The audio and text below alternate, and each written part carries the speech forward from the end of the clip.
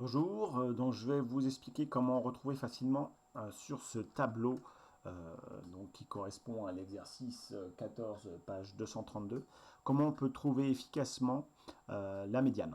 Alors, comme je l'ai déjà dit, on sait déjà dans l'énoncé que l'effectif total est de 125 et 125, puisqu'on parle de 125 mesures qui ont été effectuées. Après, il suffit tout simplement d'ajouter les effectifs qu'on a, c'est le nombre de véhicules, 5 plus 6 plus 5 plus 5 plus 12 plus 7, etc., jusqu'au 6 et puis au 3 de la fin, et ça va nous donner un total de 125. Alors 125 est un nombre impair, donc ça veut dire que si on imagine qu'on écrit tous les nombres à la suite des uns à côté des autres, c'est-à-dire on fera 1, 1, 1, 1, 1, 2, 2, 2, 2, 2, 2, 2, 3, 3, 3, 3, 3, 3, 4, 4, 4, 4, 4, 4, 5, 5, 5, 5, 5, 5, 5, 5, 5, etc. Ça va donner une suite de nombres, et donc le nombre qui sera écrit au milieu, puisque c'est une suite ordonnée, sera donc la médiane. Donc en gros, ça correspondra à la 63e valeur, puisque 125, si on divise par 2, on trouve 62 avec un reste. Donc ce sera là la valeur d'après, donc 63. Donc la 63e valeur, puisqu'on va faire 62, la petite valeur toute seule, et encore 62 valeurs. Donc on sait que c'est la 63e valeur qu'il faut qu'on trouve. Alors comment à l'aide de ce tableau-là la trouver efficacement? C'est vrai que ça peut être un peu compliqué. Mais en fait l'effectif va nous y aider. On aurait pu effectivement créer une ligne supplémentaire qu'on appelle les effectifs cumulés croissants, mais on va le faire à l'aide de la calculatrice tout simplement. Donc le premier 5, en dessous le 1, nous indique tout simplement qu'il y a 5 valeurs 1. Donc les 1, ici, on va l'écrire, c'est de la première valeur à la 5e valeur. Ce ne sont que des 1. Ça signifie ça aussi. Ensuite, c'est-à-dire après la 5e valeur, ça va être la 6e valeur. Ça va être un 2, puisque c'est le nombre d'après. Et comme il y a 6, 2, on va faire donc tout simplement 5 plus 6. La 11e valeur sera un 2. Tout simplement. Puisque il suffit d'ajouter, on a 5 fois le nombre 1, puis après on a 6, 2, donc on va faire 5 plus 6, ça fait 11, donc la 11e valeur sera un 2. On a bien ici 6 valeurs, hein. Donc je compte bien 6, 7, 8, 9, 10, 11e valeur, ça fait bien, j'ai bien compté 6 valeurs en tout. Voilà. Donc le 3, les valeurs 3, donc ça va être de la 12e valeur écrite jusqu'à la 16e écrite. Voilà. Donc il suffit tout simplement de rajouter l'effectif du nombre de 3. Hein. Ça vous donne directement ici 16. Donc 16, ça va être ma valeur maximale. Donc je continue. Pour les 4, donc, après 16, c'est 17. Et à la calculatrice, je vais ajouter 5, puisqu'il y a 5 fois le nombre 4. Donc ça va me donner 21. Donc c'est la 21e valeur, sera encore un 4. Pour le 5, ça va être la 22e valeur qu'on commence. Et puis là, je vais ajouter 12, donc plus 12, ça me donne 33, donc la 33e valeur, voilà, sera un 5. Donc pour le 6, la 34e valeur sera un 6.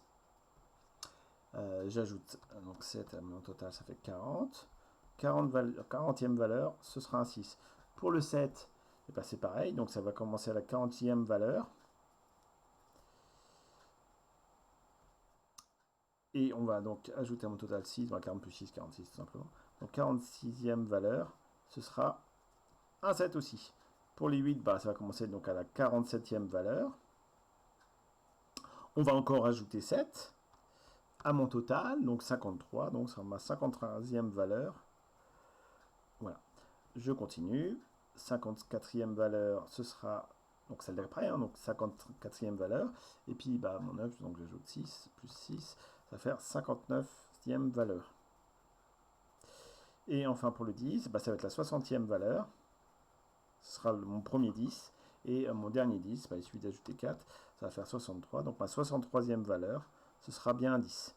Donc pour le 11, la 64e valeur, ce sera un 11. Bon, ensuite, arrivé là, et heureusement, de toute façon, je suis au bas de la feuille, ça sert à rien, parce que nous, ce qui nous intéresse, c'est de savoir que le 10, c'est bien une 63e valeur. Hein. Si ça avait été la 62e qu'on cherchait, ça aurait été aussi un 10, hein, parce qu'on est entre 60 et 63e valeur. Mais voilà, là, on a bien identifié la 63e valeur. Donc, ce qu'on a fait ici, en fait, au niveau de la calculatrice, on a calculé ce qu'on appelle les effectifs cumulés croissants, c'est-à-dire qu'on ajoute à chaque fois.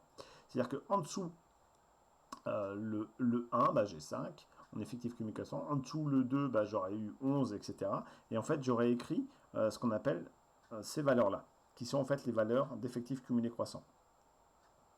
Voilà. Et ça nous donne en fait la limite maximale où on n'a que les deux.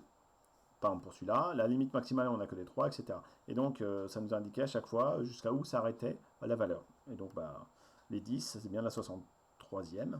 Donc après le 59, c'est d'avant. Donc la 60e jusqu'à la 63e, on a des 10. Donc 63 est bien la médiane. Voilà.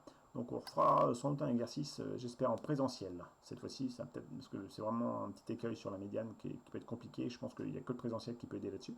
Voilà. Mais j'espère que cette vidéo-là vous a donné un petit aperçu de comment vous pouvez s'y prendre pour trouver la médiane sur un grand nombre de valeurs, comme ici présent. C'est une notion qui est retravaillée en troisième, donc voilà, en plus de l'étendue, mais l'étendue, vous l'avez déjà vu pour certains m'ont écrit, et ça c'est super.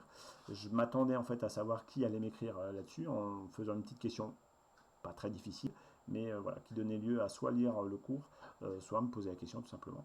Donc je remercie certains d'entre vous qui ont su me poser cette question-là, donc notamment pour l'exercice 16, où on vous demandait que représentait la différence des deux temps pour les deux coureurs. C'est donc bien l'étendue, parce que la différence entre la petite et la plus grande des valeurs, ça s'appelle l'étendue. Alors, il y a une erreur dans l'énoncé d'exercice, je m'en suis aperçu que tardivement. Pour la septième personne, Bok Molona, c'est bien 84 heures et 1 minute qu'il faut lire et pas 85 heures. Ça n'a aucune logique sinon, d'ailleurs, de parler de classement, puisque c'est un classement, normalement, c'est dans l'ordre croissant, tout simplement. Voilà, donc si, petite précision aussi, allez, juste le 16, page 232, est un exercice de brevet. Voilà, donc si vous avez réussi à faire ça facilement, bah, vous êtes paré pour le brevet. Ça ne veut pas dire que vous êtes paré pour la troisième, hein, parce qu'en troisième, le niveau est supérieur au brevet. J'espère que ça, vous ne l'oubliez pas. Voilà, je vous souhaite une bonne journée à vous, bon courage, et à bientôt.